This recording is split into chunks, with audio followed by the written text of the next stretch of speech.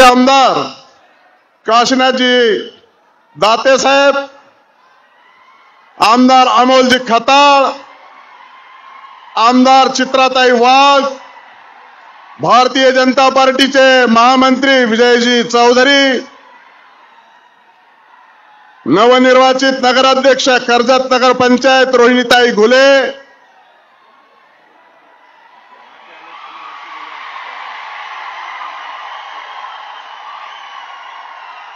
हाके साहेबांनी, प्राध्यापक लक्ष्मण हाके साहेबांनी व्यासपीठाकडे यावं. अरे लवकर सांगायचं ना, अगोदरच बोललो असतो.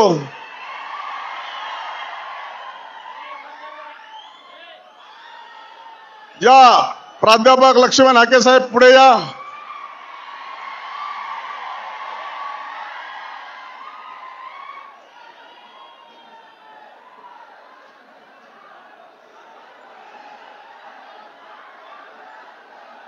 हे अजून कोणाला असलं तर सांगा, मी भाषण करायला मध्ये मध्ये डिस्टर्ब करू नका.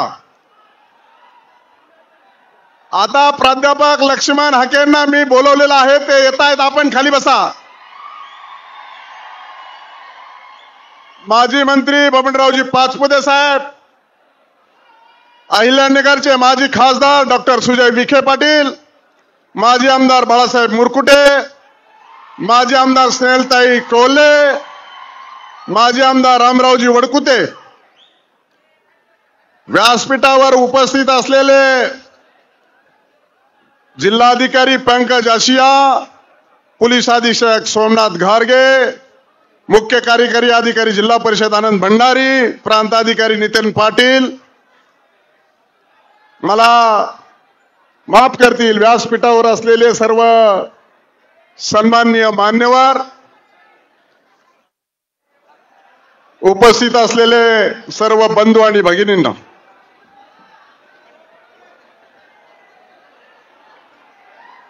बसा. आता खाली बसा.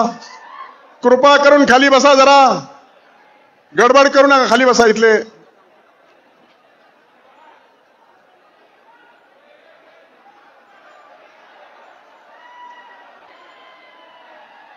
पुण्यश्लोक अहिल्यादेवी होळकरांची ही 300वी जयंती आहे. ही 300वी जयंती अतिशय उत्साहाच्या वातावरणामध्ये जन्मगावी साजरी होती आहे. राज्याचे मुख्यमंत्री आणि उपमुख्यमंत्री आणि मंत्रिमंडळातील सदस्य महाराष्ट्रातील एका छोट्या गावात महिन्यात 2दा येण्याची ही पहिली वेळ आहे महाराष्ट्रात. त्याबद्दल माननीय मुख्यमंत्री, उपमुख्यमंत्री आणि मंत्रिमंडळातील सदस्यांचं आपण टाळ्याच्या गजरामध्ये त्यांचं स्वागत करा. माझ्या अगोदर गोपीचंद पडळकरांनी भाषण केलं. भाषणात सांगत असताना आमच्या मागण्या काय असायच्या? आमच्या अहिल्यादेवींची जयंती शासनाच्या वतीनं जाहीर करावी आणि ती करावी असं असायचं.